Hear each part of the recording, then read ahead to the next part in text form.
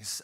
Over the summertime, it's easy for us to get disconnected from each other. Life is busy. We're all chasing 50 different things. Summertime just brings the nature of that to us. And so last year, we started in a small way our Come to the Table life groups that just met over the summertime. And it was a good fellowship for those that were involved in that. And so we're going to do that this year, this summer as well. So I just want to put this on your radar. Starting next week, we'll have opportunities for you to register through the website and other places and just even in your bulletin. I just want you to begin thinking about that. This will start after Memorial Day and run through June and July.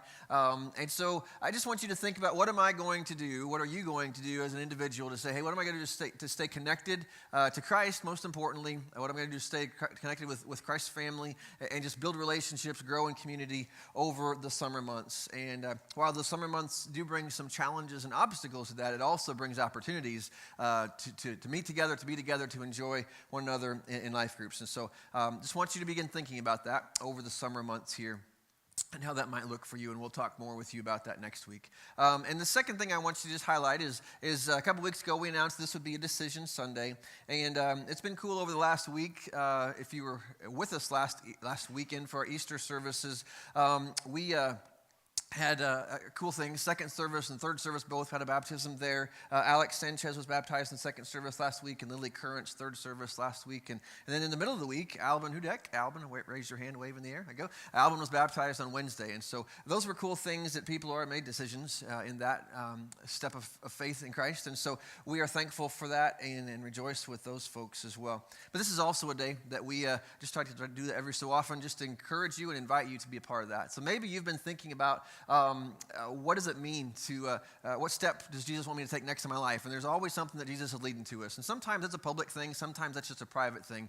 But if you're at one of those stages where you know I've been thinking about this whole being baptized into Jesus thing, and maybe this is the day to do that, or maybe this is the day to just at least start the conversation, or maybe this is the day to make 9th Street my church home. And we went through this with you a couple weeks ago, but I'll just go quickly through it, that if you've been hanging out with us for a while, and you come to us and you've already surrendered to faith in Christ, and you're walking with Him, you've already been baptized into Him, and you share the beliefs that we have, and you're ready to serve and be a part of what we're doing here. You want to love the church body and work together with our leadership to honor Christ and just share resources and all those kind of things. Just be a part of what it means to be a part of a church, not only to serve, but to be served and all those kind of things. At the end of our service today, we'll invite you to come forward and put your membership in here. Or if you just need to talk about that with us, we'll be glad to do that as well, okay? And so just know that that's coming up at the end of our service as well. And so we're always excited for people to take those kind of steps, okay? I do want to say a thank you. Last weekend, we asked you to kind of spread out in the services because we knew that 9:30 service was always going to be a busy one. And you all did perfect. And every service was in like 25 people. So it was a cool thing so thanks for doing that. If you came early or came late, thanks for sleeping in. If you came late, I guess, I thank you for that. Whatever that looked like in your life, but thanks for doing that. If you did that, so we appreciate that. And it was a good Sunday, and we were glad to be able to serve a lot of folks through our 3 services last week. Well, we're beginning a new series today that we're going to look at over these next 3 or 4 weeks, and this is always kind of a crazy time.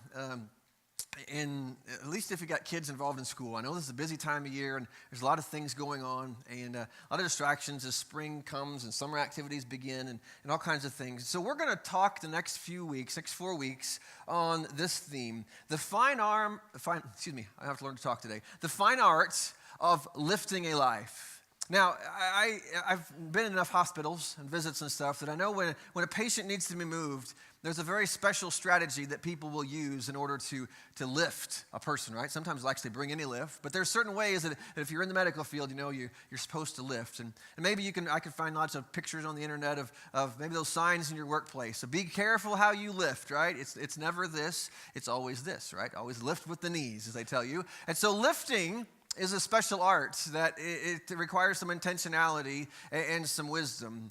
And that is very true also in the Christian life. You and I live life, and we all know the struggle and the pain and the frustrations of feeling like you have fallen on your face in some way, shape, or form.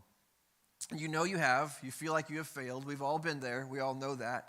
And those can be some of the loneliest moments in our life for sure. And maybe that failure is self-induced. Maybe it just feels like life is failing us. It's a lonely place for us to be. But have you ever failed on national TV with a worldwide audience watching you and everybody could see it? I hope not. I hope that's never on your radar. Except it's lonely enough when you're the one failing and maybe a handful of people saw you fail. But when you're doing it in front of a national audience, that could be a scary thing. This past week, April 25th, was the 16th anniversary of a really cool thing that happened. It started off bad. It started off in a very uncomfortable place for a young lady by the name of Natalie Gilbert.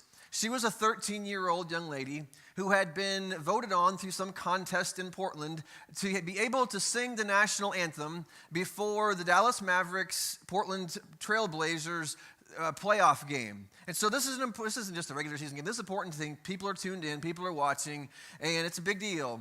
And so this 13-year-old girl steps out onto the court, surrounded by an arena full of people, a national audience watching her, and she is thankful for the opportunity to sing the national anthem before them until it goes like this. So if you go ahead and play that, please.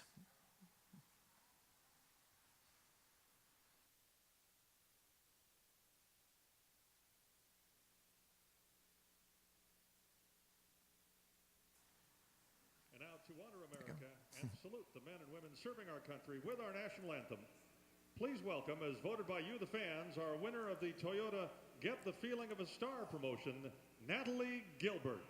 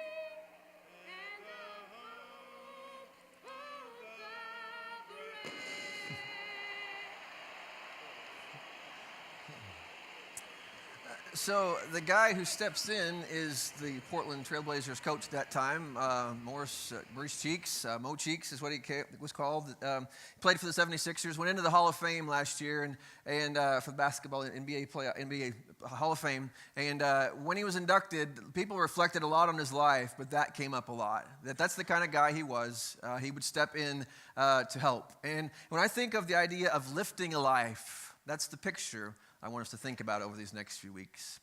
Because all of us end up in places where we feel like poor Natalie, right? We feel like we're going along in life, we're trying our best, and yet, for whatever reason, we end up in a place where you feel alone, you feel discouraged, you feel a little lost, and you need somebody to step beside you and to lift your life. And I love what the Bible says in the book of Ecclesiastes, chapter 4, verse 9 and 10, when it reminds us of the importance and the beauty of relationship, of friendship, when it says that two are better than one because they have a good return for their labor. But if either of them falls, the one will lift up his companion. But woe to the one who falls when there is not another to lift him up. And so over these next few weeks, we want to just think about how do we, as a church family, how do we as individual Christians, how do we excel and grow in this nature of being a life lifter? that's one of those things that I hope that as we go through this, that as we highlight 4 different people from the Bible who were known as encouragers, who were known as life lifters, that we will look at their examples, that we will learn from them, and we will find ways that in our own lives that we can lift a life. And maybe it's little things. Maybe it's not going to be on national TV where a whole audience sees it. But boy, that one person, if you're the Natalie and there's nobody else that sees, but if you are that Natalie and you know it, you know the difference that a life lifter, that an encourager can make when they step alongside you in your life. And so as Christians, we all need encouragement, all of us. The life that Jesus calls us to live is a hard journey.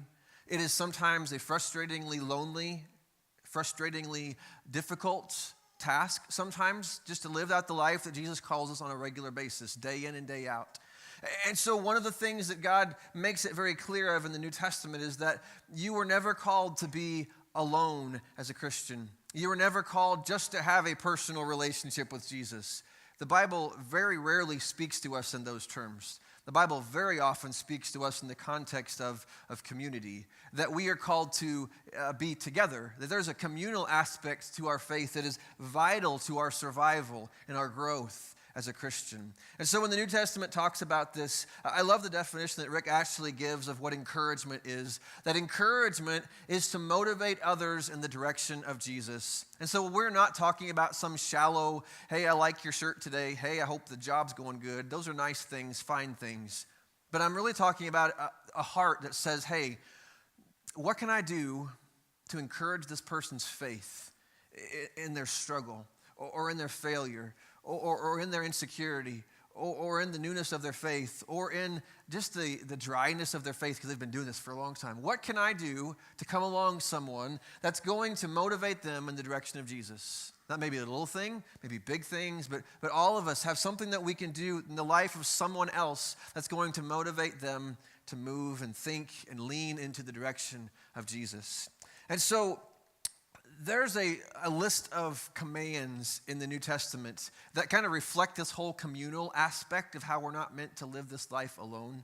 And it looks like this. There's just all over the place in the New Testament, there's a blank and then there's an each other. And so Paul and others, as they're writing about what this whole life of Jesus and the church life and community life is supposed to be like, and the word that is most often filled in the blank in the New Testament is the word encourage. It's the word encourage. That we are to encourage each other is the most repeated command oftentimes in Paul's little one another phrases. And why is that? It's because life is so good at discouraging us. Life comes at us, Satan comes at us, just everything just comes and boy, it can be discouraging. And so we need to be encouraged. And Paul would write this as an example in 1 Thessalonians 5:11. Therefore, encourage one another and build each other up, just as in fact you are doing. Encourage each other. Build each other up. What can I do that's going to motivate someone to move and lean and think about who Jesus is and what Jesus has done for them? The writer of Hebrews would say this in Hebrews chapter 10, verses 24 through 25, when he would say, let us consider how we may spur one another on towards love and good deeds. Note the intentionality of that. That means that I stop, that you stop, and you give intentional thought to say, what can I do? Consider it. Stew on this. What can I do to spur someone on, to nudge someone, to motivate someone in the direction of Jesus towards love and good deeds? But don't give up meeting together, as some are in the habit of doing, but keep encouraging one another, all the more as you see the day approaching. We are called to be encouragers. Now, some people have the incredible gift of encouraging others, and those are awesome people. But all of us are called as Christian people to be an encourager. And so let's look at we're going to look at 4 names over these next 4 weeks. The first one today is the one that you probably, when I say the word encouragement, that comes to mind first. And I think he's a good one to start with. But we're going to look at the names of people that you may not, even others that may not be as familiar with. Names like Onesiphorus. Anybody name your kid Onesiphorus? No, probably not. Anybody, Epaphras? Got any Epaphrases in the crowd? No, we probably don't know those names. Ananias. People that in the pages of the New Testament that just were encouragers in some way. And we're going to look at 4 different focuses that kind of show how they did that. and the ways they did it. But we're going to start today with the most well-known. We think about encouragement and just reminding ourselves again of the person that Barnabas was. We meet Barnabas for the first time in the book of Acts, in Acts chapter 4, verses 36 and 37, when the new church is being described in Jerusalem. And Barnabas was one of those folks. That's not his real name. His real name is Joseph. But he came to have this name of Barnabas because of a cool trait in his life. It says this in Acts chapter 4, verse 36. It says, "Now Joseph, a Levite of Cyprian birth, who was also called Barnabas by the apostles," which translated means son of encouragement. What an awesome thing. Just pause there a second. If your church leaders come to you and they have a nickname for you, that means you're making a difference, right? If they think, hey, man, you are the son of encouragement, right? And if the apostles are giving you that nickname, that's a cool thing. And so what did he do? The son of encouragement, who owned a tract of land, and he sold it, and he brought the money and laid it at the apostles' feet. And so we begin to feel and see what Barnabas did to be a life lifter, to be an encourager. Now note the setting of what's going on there, because what Barnabas does, I think, as we're going to look at his life this morning, is just kind of highlights three aspects of his life that made him worthy of the name Son of Encouragement, or Mr. Encouragement, if you want to call it that. The first thing he did is that he lifts people by seeing what others don't have and meeting the need. Encouragers, lifting people, are good at looking at other people. First of all, it's the first step of encouragement, right? Is to take my eyes off of myself and to look at other people and to begin to think, what do they need and what do I have that can help to meet that need? Now, for Barnabas, that was a tract of land, and he apparently had means that he could do that, but that certainly doesn't mean if you don't have a tract of land, this doesn't apply to you. All of us have things that are under our control that we can use to meet the needs of another person that is going to encourage them and help them through life. Think about what Barnabas is facing. The church is brand new. It's never been heard of before. But in those early days of the church, it would have been a very difficult thing for these new Christians to make a go of it in life. And here's why. Maybe you run a shop in Jerusalem. You're a business person. And maybe now that you're a Christian, your Jewish friends no longer come and patronize your business because they don't want to do business with somebody who's no longer Jewish. Because the Jewish people are a very, very tight-knit group. And so they didn't want to support something that wasn't Jewish. And so now you're losing money and you're trying to figure out, how do I feed my family? Or how do I feed myself? Or maybe you work for someone and they fire you when they find out that you are no longer Jewish, but you were one of those Christian people. Or maybe you're a widow and your daily sustenance has come through the temple. And the temple had a ministry that it fed widows that were Jewish, and they took care of their own. But you're no longer Jewish. You're now aligned yourself with this new Christian group. And so you go to the temple for help, for food, and they say, we can't help you anymore because you're no longer Jewish. And so what do you do with that? Well, people like Barnabas and the church as a whole, they looked at that and thought, you know what, there are our people that are in need. So we need to meet that. And so generosity began to rise up, and people were encouraged. Their needs were met because generosity overflowed into, hey, if I've got it and you can use it, it's yours. Because the mission, the work that God is doing through Jesus now is much more important than my possessions or my portfolio. And so here's a field. It'll feed a lot of people. Take it, sell it, and use it to help people with. And so Barnabas became a man who was very much known for his generosity. But it wasn't just generous to be generous. It was generous towards the direction of encouraging people who needed food, who needed help, who needed support. And so he was very kind with that. And so he was well known for being a man who encouraged others through what he had. But there's a second thing that we learn as we look at Barnabas' life. He lifted people by seeing the good that God is doing in others. Now, not everybody has that gift, right? Not everybody has the gift of seeing the good things that God is doing. Some people they think they have a spiritual gift of seeing all that's wrong in your life, right? Just go on the internet, go on Twitter, go on some of those places, and that's all that community is sometimes is, hey, there's a fault, let me pick at that fault, and let's nag at that fault. And yet, Barnabas was different than that. Barnabas was not a fault finder. He was a grace seeker. He knew the world was not a perfect place. He knew that there was broken things and stuff that was going on that was not right in the world. But Barnabas was really good at looking for the good, looking for where God was at work in the world, in a broken world. Right? And so in Acts chapter 11, verses 19 and 20, we're introduced to this really cool church that exists, and it's a different kind of church than has existed before, because up until this point, there has only been Jewish Christians, right? The gospel has only been preached to people that were Jewish. But because of persecution, because of the hardships that many of these Christians were faced, they were kind of scattered. And so some of them in this verse says this is what happened to them. Now those who had been scattered by the persecution that broke out when Stephen was killed traveled as far as Phoenicia, Cyprus, and Antioch. So in other words, if you find Jerusalem on a map and just kind of draw a big circle, they're just scattered in all the directions, right? Mostly north and to the west. They went to Antioch and they began spreading the word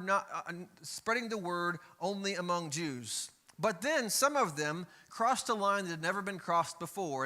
And we all know that the church is not always quick to embrace new and change, right?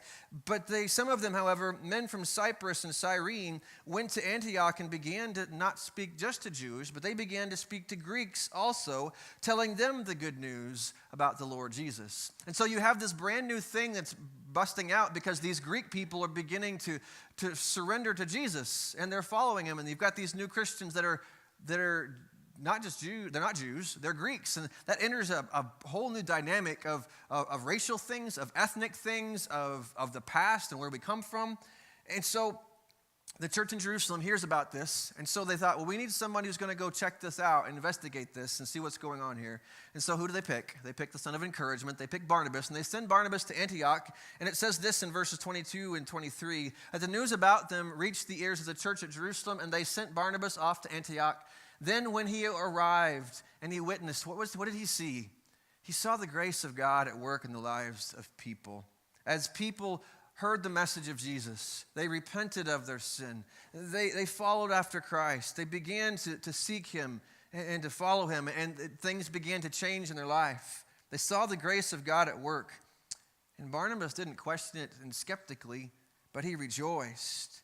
And he began to encourage them all with resolute heart to remain true to the Lord. And so that just highlights the idea that in a world that sometimes when things are different or things change or they don't look like it maybe it used to look, it's easy to just immediately go to the negative and think, well, that can't be good. Why are all those Greek people now in our church? Because you read the rest of the New Testament and that brings a lot of trouble. A lot of hard things had to be worked through because now we have these Greek people who don't have our Jewish customs and Jewish past and Jewish roots. And so it was hard to bring those groups together. But it was worth it because the grace of God was at work in it. And so Barnabas was one of those kinds of people who seems as though he would look for the good in a situation. He would see that, yes, this is going to be different and the dynamics of this are going to change the church dramatically, but this is a good thing.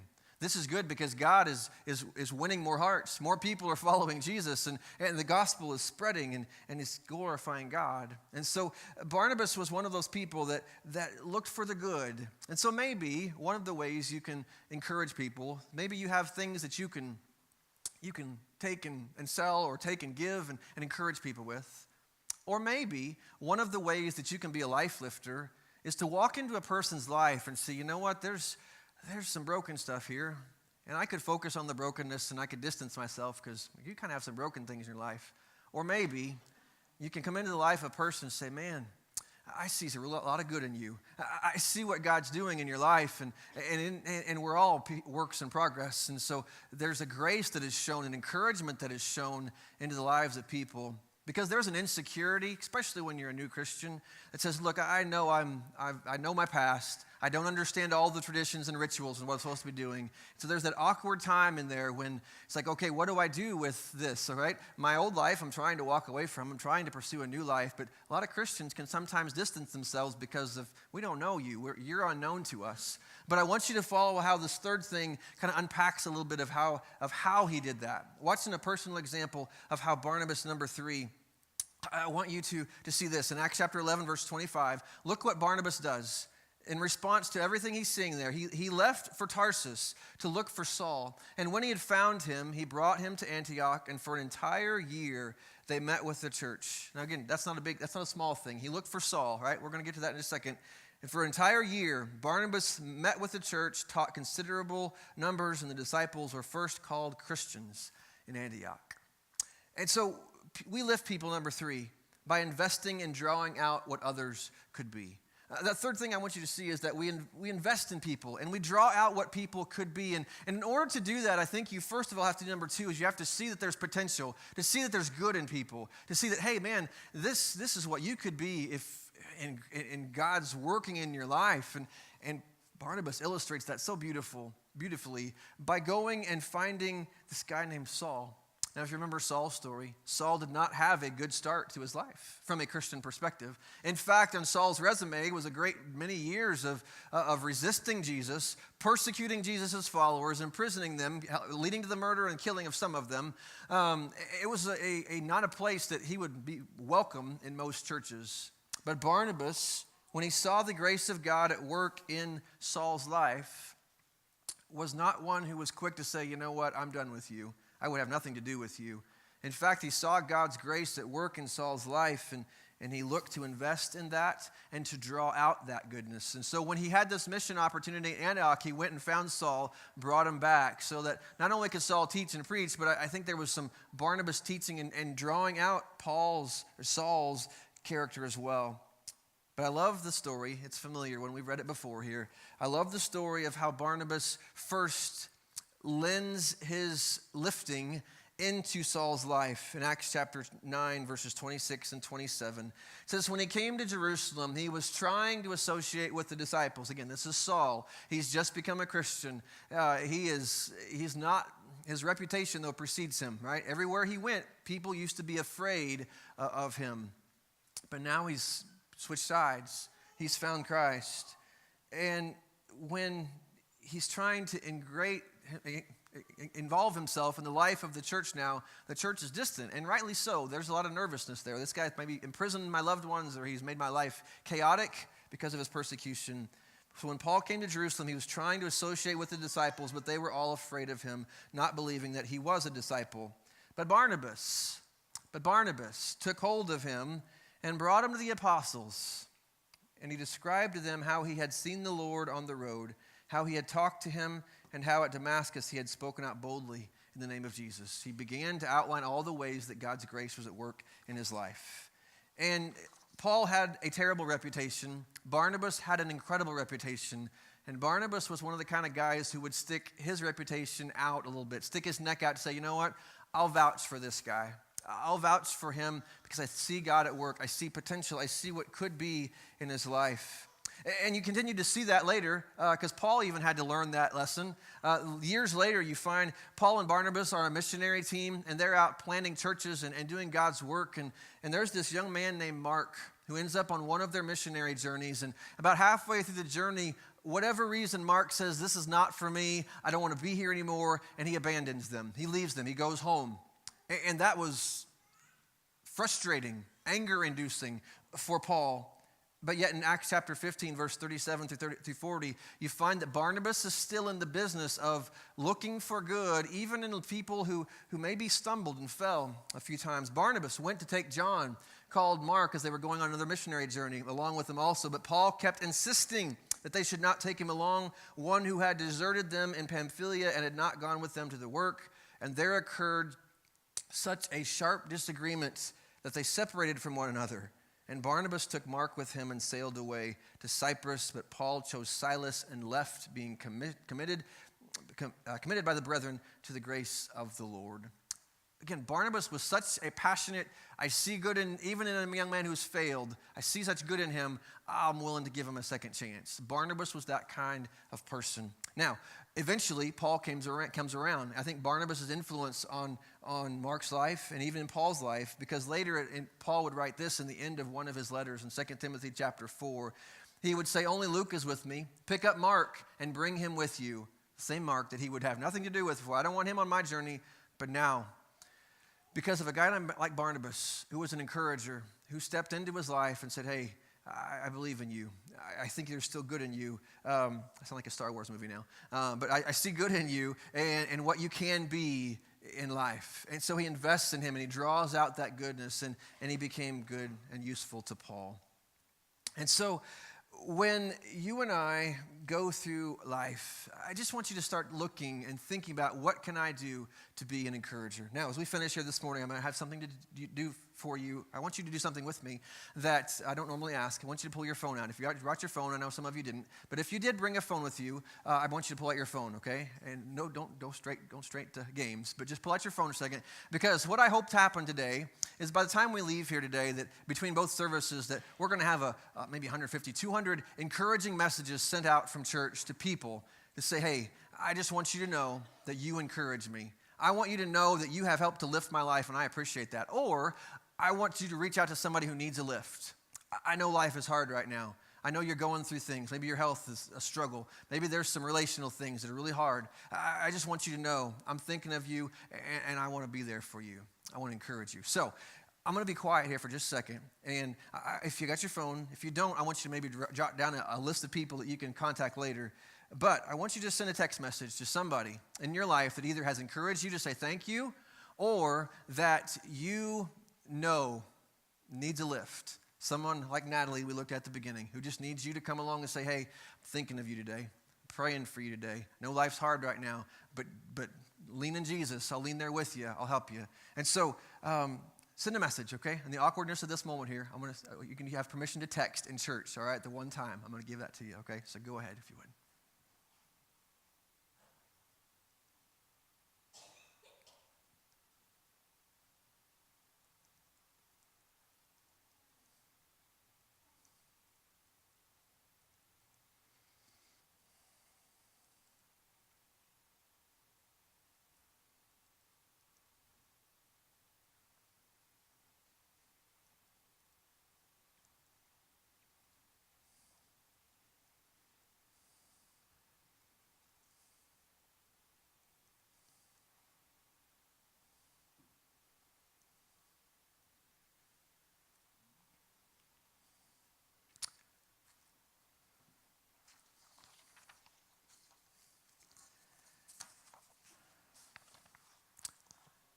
And so, in this moment, if you're sending a longer text, that's okay.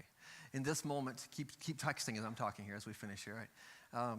As we walk through things in life, I just hope that all throughout our church today and in our community, that there's people that are thinking, hey, that's cool. Thank you for reaching out to me. Thanks for saying those words to me, because we have to be intentional. Back to that Hebrews passage we looked at the beginning, we have to consider it, we have to think about it, we have to be intentional about it. And if we just have it in our minds thinking, boy, I'm grateful for these people, that was sure nice of them to do that, and we keep it here, it does no good, and discouragement rules the day. But when we take it from here and we speak it and we send it and we write it and we communicate it, discouragement begins to diminish and encouragement rises. And that's what I want to see happen in these next 4 weeks. I want us to learn to encourage in a deeper and more real, felt way in our bodies, in our families, in our communities. Okay, so we're going to pray, and we're going to sing a song of decision here as we finish up here this morning.